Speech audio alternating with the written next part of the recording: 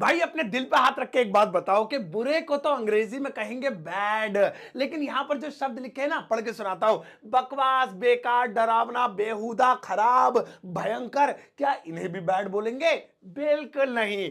इनके लिए अंग्रेजी में बहुत कमाल कमाल के शब्द हैं जो आपको पता होने चाहिए, ताकि आगे से किसी की भी फोटो की, ड्रेस की, काम की, उसके लुक की जरा बुराई करनी हो ना, तो बैड मत बोलना, you are looking bad, your dress is bad, इनमें से कुछ बोलना, भयंकर तारीफ हो जाएगी। सही है। अब ये इतने सारे यूज सीखने के लिए, इन हिंदी की इंग्लिश सीखने के लिए एग्जांपल के साथ इस वीडियो का अंत तक जरूर देखिएगा। आगे बढ़ने से पहले चैनल को सब्सक्राइब कर लीजिए, ताकि रोज आने वाली वीडियोस की नोटिफिकेशन आपको बिल्कुल टाइम पर मिल जाए। तो चलिए शुरुआत करते हैं इस वीडियो की, और आज के दिन मैं आपको सिखाता हूं इन सभी की अंग्रेजी, जो कि बैड तो बिल्कुल भी नहीं है। क्या है, एक एक करके सीखिए। भाई देखो, सबसे पहला वर्ड जो हमारा आता है वो आता है सब स्टैंडर्ड। सब स्टैंडर्ड। अब इसका हिंदी में क्या मतलब होता है, जरा सुनिए। सब स्टैंडर्ड का हिंदी में मतलब होता है ज्यादा अच्छा नहीं है। आए हाय, कैसा मुंह बना के बोलना पड़ रहा है, ज्यादा अच्छा नहीं है। जब भी आपको कोई चीज बुरी लगे तो आप डायरेक्टली बैड मत बोलना, अरे this is very bad, this is very very bad. भाई आप जरा स्टाइल में बोल सकते हो ताकि सामने वाले को बुरा ना लगे। अब मान लीजिए किसी का लुक आपको अच्छा नहीं लग रहा, तो आप उनके कपड़ों कह रहे हैं दिस इज वेरी बैड, बल्कि उसकी जगह आप ये वाला बोलिए, वेल ठीक ठाक तो है, बट दिस इज सब स्टैंडर्ड, ये तुम्हारे स्टैंडर्ड का नहीं है। आया ना मजा? तो अब आप आगे से बोलिएगा सब स्टैंडर्ड, यानी कि ज्यादा अच्छा नहीं है, यानी कि बुरा है, बैड है। नेक्स्ट वाला देखेंगे दोस्तों, अगला है डिफिशियंट। ओ भाई साहब, बोलने में भी थोड़ा सा लग्जूरियस सा लग रहा है, डिफिशियंट। अब डिफिशियंट का मतलब क्या होगा वो जानते हैं। डिफिशियंट का हिंदी में मतलब होता है दोस्तों, बस ठीक ठाक है, चलो सही है, काम चला हुआ है, बस ठीक ठाक है। जैसे कोई तुम्हारे सामने अपना बैग लाया, देख देखे भैया ये बैग कैसा है, आप कहेंगे यार, मतलब आपको बुरा लग रहा है, लेकिन मुंह पे तो बोल नहीं सकते, पिट जाओगे।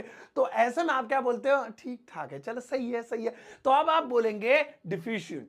डिफिशियंट जैसे उसका बैग बस ठीक ठाक है, ज्यादा अच्छा नहीं है। सो हिज बैग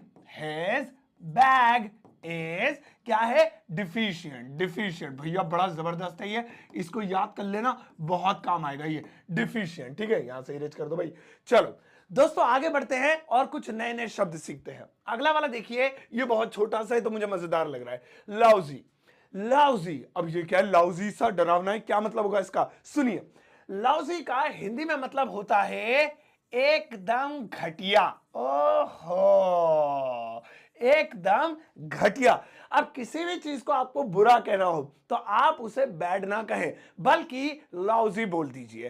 अरे एकदम घटिया पार्टी थी यार, जाके भी पछता रहा हूं, टाइम वेस्ट हो गया मेरा, वो एकदम घटिया पार्टी थी। मैं पहले बोलता that was a bad party, पर देखिए अब मैं क्या बोलूंगा, वो एकदम घटिया पार्टी थी, दैट THAT, अरे भैया क्या लिख दिया मैंने, फिर से देखेंगे ध्यान से, that THAT was a lousy party, lousy party. ओ हो भाई साहब, अब ध्यान से देखेंगे, लीजिए हो गया, that was a lousy party, यानी कि एकदम बकवास और घटिया पार्टी थी। तो इस तरह से आप एक्सप्रेस कर सकते हैं कि वो चीज बुरी है। दोस्तों अगला, अगला है बम। ओहो बम, अब ये क्या है, BUM।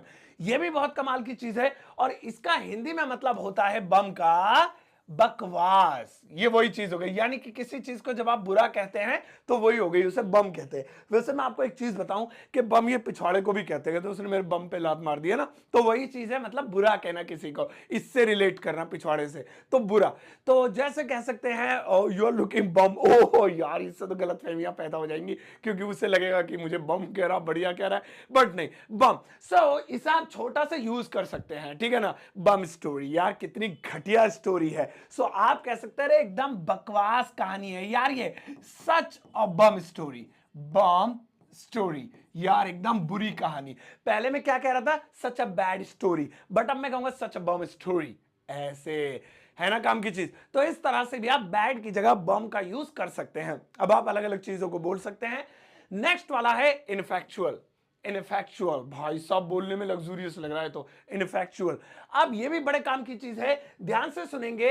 इनफैक्चुअल का हिंदी में मतलब होता है बेकार, यानी जो किसी काम का ना हो, जो बेकार हो। जैसे अरे यार उसके जो फ्लैट है ना बेकार है एकदम, हिज फ्लैट इज इनफैक्चुअल, ऐसे भाई ये कहानी बकवास है, बेकार है, इसे मत सुना मुझे, द स्टोरी इज इनफैक्चुअल।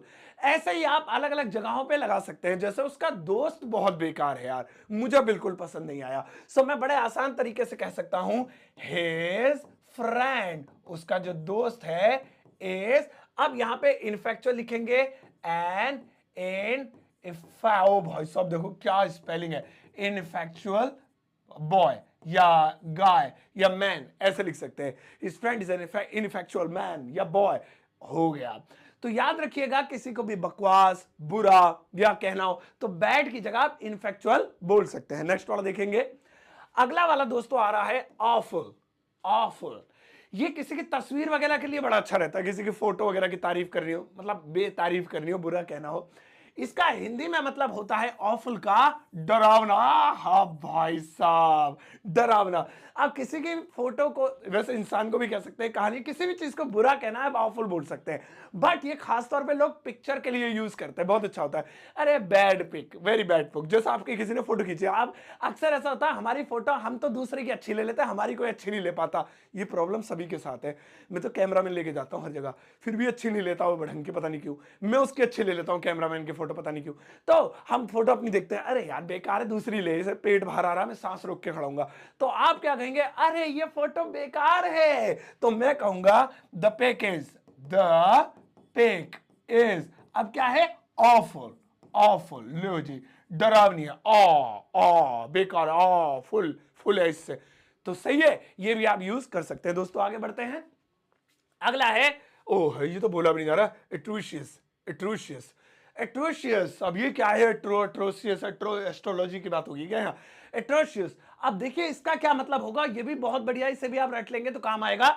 एट्रोशियस का हिंदी में मतलब होता है बेहुदा।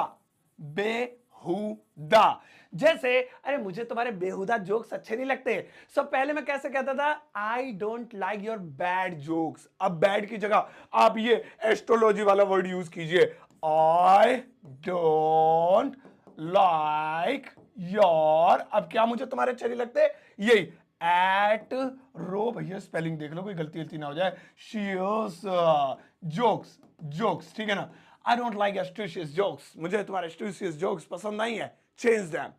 सही है, तो ये भी आप बैड की जगह बोल सकते हैं। आगे बढ़ते हैं। इम्परफेक्ट, यानी कि परफेक्ट का उल्टा हो गया, जैसे परफेक्ट होता है उसका इम्परफेक्ट हो जाता है, परफेक्ट माने अच्छा, इम्परफेक्ट मतलब बुरा। लेकिन देखते हैं डिक्शनरी में इसका क्या मतलब निकलता है।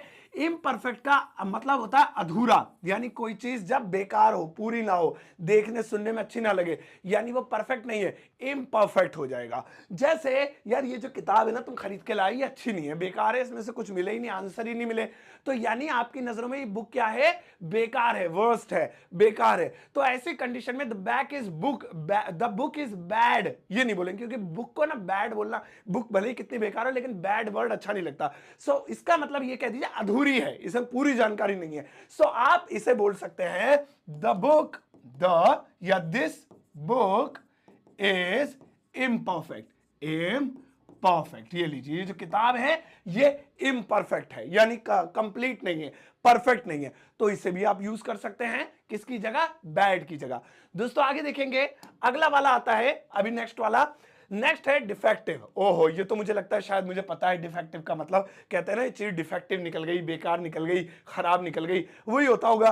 तो बिल्कुल इसका डिक्शनरी में वही अर्थ होता है, डिफेक्टिव का मतलब होता है खराब, ठीक है। कोई चीज, कोई मशीन, कोई भी आइटम जब आपने खरीदी आपके घर में या किसी के पास है और वो खराब है, तो हम ये नहीं कहेंगे ये बैड है, बल्कि उस आइटम के खराब होने को बैड के बजाय डिफेक्टिव कहेंगे। जैसे यार ये जो खिलौना है ना ये बेकार है, खराब है, ये इसे फेंक दो, so the toy is bad, नहीं, हम इसकी जगह बोलेंगे द टॉय, अब ध्यान से देखेंगे, द टॉय इज, अब क्या लगाएंगे, डिफेक्टिव, एक्टिव, ये लीजिए हो गया, द टॉय इज डिफेक्टिव, ये टॉय जो है वो डिफेक्टिव है, तो इसे भी आप बैड की जगह यूज कर सकते हैं। आगे बढ़ते हैं। अगला है नॉट अप टू स्नफ। अब देखिए स्टफ नहीं, snuff, not up to snuff. भाई ये बहुत काम का है और ये बहुत ही ज्यादा लेटेस्ट फ्रेज, मतलब फ्रेज तो पुराना है, ट्रेंड में चल रहा है। नॉट अप टू स्नफ, लोग ऐसे बात करना पसंद करते हैं, इंग्लिश में बोलना पसंद करते हैं, इवेंट वगैरह में, पार्टियों में ऐसे ही बोलते हैं, किसी भी बुरी चीज को नॉट अप टू स्नफ बोलते हैं। चलिए इसका मतलब निकालते हैं, देखते हैं नॉट अप टू स्नफ का मतलब क्या होता है। तो इसका मतलब होता है उस लायक नहीं है। हाँ ठीक ठाक है लेकिन ना उस लायक नहीं है, उस लायक नहीं है, जैसी होनी चाहिए ना वैसा नहीं है, नॉट अप टू स्नफ। जैसे अरे गाना आना ढंग का नहीं गाता हो भाई, उस लायक थोड़ी गाता है, ठीक है बट, तो मैं पहले कह सकता था his singing is very bad, है ना, उसकी सिंगिंग जो है वो बहुत बुरी है। तो बैड नहीं बोलेंगे, थोड़ा सा जरा सामने वाले को रेस्पेक्ट नहीं मिलेगी, उसको बेइज्जती से लगेगी, ले मैंने इतना अच्छा गाया, इससे कह रहा बैड है। तो आप बैड बोलिए लेकिन जरा इस स्टाइल में बोलिए ताकि उसको इज्जत भी नसीब हो जाए बेचारे को, उसको लगे हाँ चलो कम से कम इतना बुरा तो नहीं बोला। So his singing, his singing, उसकी जो सिंगिंग है is not up to snuff, वो स्नफ नहीं है, यानी उतनी अच्छी नहीं है, उस लायक नहीं है जैसी होनी चाहिए थी। तो ये भी आप बोल सकते हैं, काम आएगा। अगला वाला देखेंगे दोस्तों, अगला है अपैलिंग, अपॉलिंग। वैसे इसे अलग अलग प्रोनाउंसिएशन में अलग अलग तरीके से बोलते हैं, अपॉलिंग, अपॉलिंग ऐसे बोलते हैं। अब अपॉलिंग का मतलब क्या होता है सुनिए, एक होता है अपीलिंग, उसका मतलब होता है बेहद खूबसूरत, ये अपॉलिंग है, स्पेलिंग में हल्का सा फर्क, एक ई का फर्क है, अपॉलिंग। अब देखेंगे इसका क्या मतलब है अपॉलिंग का, इसका हिंदी में मतलब होता है भयंकर। ओ भाई साहब, अपॉलिंग, भयंकर, डरावनी, बुरी। मान लीजिए किसी की ड्रेस को कहना यार तुम्हारी ड्रेस कितनी बुरी है भैया, ढंग के पहनिया, जो कल लग रही हो, तो मैं कहता था your dress is very bad. अब मैं देखिए क्या बोलूंगा, मुझे तुम्हारी ड्रेस पसंद नहीं आई, यानी कि योर ड्रेस इज, अब क्या है, अपॉलिंग। ले भैया अपॉलिंग है तुम्हारी ड्रेस, अपॉलिंग, ये हो गया। तो इस तरीके से आप बोल सकते हैं। वैसे अपीलिंग हो जाएगा तो अच्छी है, अपॉलिंग हो जाएगा तो बुरी है, ये ध्यान रखिएगा, बोलने का फर्क है हल्का सा। अब नेक्स्ट वाला आता है दोस्तों इसके बाद, पुअर। पुअर, पुअर का मतलब वैसे तो गरीब भी होता है, लेकिन आप किसी सामान को, किसी चीज को पुअर बोलें तो उसका मतलब होता है बुरा, यानी खराब। जैसे मुझे कहना है यार उसकी भाषा ना अच्छी नहीं है, उसकी भाषा बहुत खराब है, सो मैं पहले कहता था his language is very bad, ऐसे नहीं बोलेंगे, या his English is very bad, English में बोले तो उसकी इंग्लिश बहुत खराब है, तो बैड नहीं। देखिए आप ध्यान दीजिएगा, इसे बताने का सही तरीका होगा, वो आप पहले देखेंगे पुअर का मतलब क्या होता है भाई, पुअर का मतलब होता है बुरा। तो जैसे मुझे कहना है उसकी इंग्लिश बहुत बुरी है, तो इसे मैं कहूंगा his English, English is poor, उसकी इंग्लिश बुरी है, हिज इंग्लिश इज पुअर, ऐसे। तो पुअर माने बुरा, कमजोर, बेकार, ये सारे मतलब होते हैं। तो भाई इस तरीके से अब याद रखना, इन सभी का मतलब कि इन सभी को आप बैड की तरह यूज कर सकते हैं। बैड की जगह, बैड माने होता है बुरा, लेकिन सबको बैड की जगह यूज किया जा सकता है। सब स्टैंडर्ड जिसका मतलब होता है ज्यादा अच्छा नहीं है, डिफिशिएंट जिसका मतलब होता है सब बस ठीक ठाक है, लॉजी मतलब एकदम घटिया, बम यानी कि बकवास, और इनफैक्चुअल यानी बेकार, ऑफुल यानी डरावना, एट्रिशियस यानी बेहुदा, एट्रोशियस, इम्परफेक्ट अधूरा, डिफेक्टिव खराब, नॉट अप टू स्नफ उस लायक नहीं है, फॉलोइंग इसका मतलब होता है भयंकर, और पुअर यानी कि बुरा। इन सभी को आप बैड की जगह यूज कीजिए और अपनी इंग्लिश का स्टैंडर्ड थोड़ा सा बढ़ा लीजिए। अब आप सभी के लिए एक छोटा सा होमवर्क है। अब कैसा होमवर्क है मैं आपको देता हूं। जैसा आपको कहना है कि उसकी इंग्लिश बहुत खराब है, मान लीजिएगा उसकी इंग्लिश, अपनी नहीं कहेंगे, आपकी इंग्लिश तो बहुत अच्छी है, तो his English is very bad की जगह आप क्या यूज करेंगे, वो पुअर यूज नहीं करेंगे जो मैंने पहले लिखा था नीचे, उसके अलावा और बैड के अलावा आपको कोई अच्छा सा वर्ड यूज करना है। आप जो मैंने आज आपको पढ़ाया आप उसमें से ले सकते हैं, या अपनी मर्जी से भी कोई एक नया बना सकते हैं, बता सकते हैं कि सर ये मुझे पता था जो आपने नहीं पढ़ाया, इसे भी यूज कर सकते हैं। कमेंट सेक्शन में आंसर जरूर दीजिएगा। और हाँ, आप खरीद सकते हैं मेरी किताब जो कि अमेजोन और फ्लिपकार्ट पर अवेलेबल है, या फिर आप मेरा कोर्स खरीद सकते हैं, super basic English speaking course, जो कि मेरे एप्लीकेशन ग्रामर वाला पर अवेलेबल है। सो इन दोनों को खरीदने के लिए या तो जाइए अमेजोन फ्लिपकार्ट पे, या डाउनलोड कीजिए मेरा एप्लीकेशन ग्रामर वाला, लिंक वीडियो के डिस्क्रिप्शन बॉक्स में है। अब जाओ इस वीडियो को सबके साथ शेयर करो, चाहते आते एक प्यारा सा लाइक देकर जाना।